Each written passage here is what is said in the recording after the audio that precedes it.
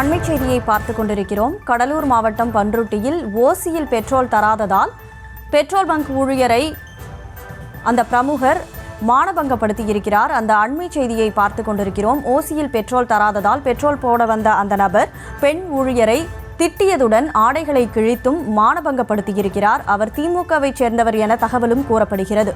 கூடுதல் விவரங்களோடு செய்தியாளர் தர்மா இணைப்பில் இருக்கிறார். தர்மா, வணக்கம். முழு விவரங்களை பதிவு செய்யலாம்.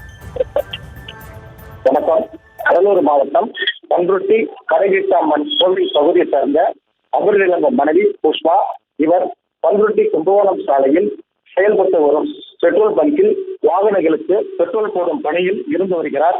இந்த நிலையில் பன்ருட்டியை சேர்ந்த திமுக பிரமுகர் சீனி என்பவர் அதே பங்கில் கடந்த 2 தினங்களுக்கு முன்பு 100 ரூபாய்க்கு பெட்ரோல் போட்டுக் கொண்டு பின்னர் தருவதாக கூறி சென்றவர் பணத்தை திருப்பி கொடுக்கவில்லை என கூறப்படுகிறது. இந்த நிலையில் இன்று அதே பங்குக்கு வந்திருந்த சீனு 50 ரூபாய்க்கு பெட்ரோல் போடும்படி கேட்டுள்ளார்.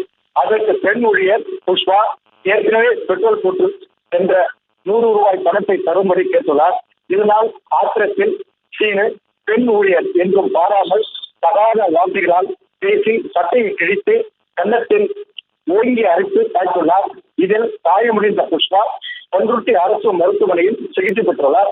இந்த நிலையில் திமுக பிரமுகர் புஷ்பாவை தாக்கக்கூடிய சிசிடிவி காட்சிகள் தற்பொழுது சமூக வலைதளங்களில் பரவி வைரலாகி அதிர்ச்சியை ஏற்படுத்தியுள்ளது.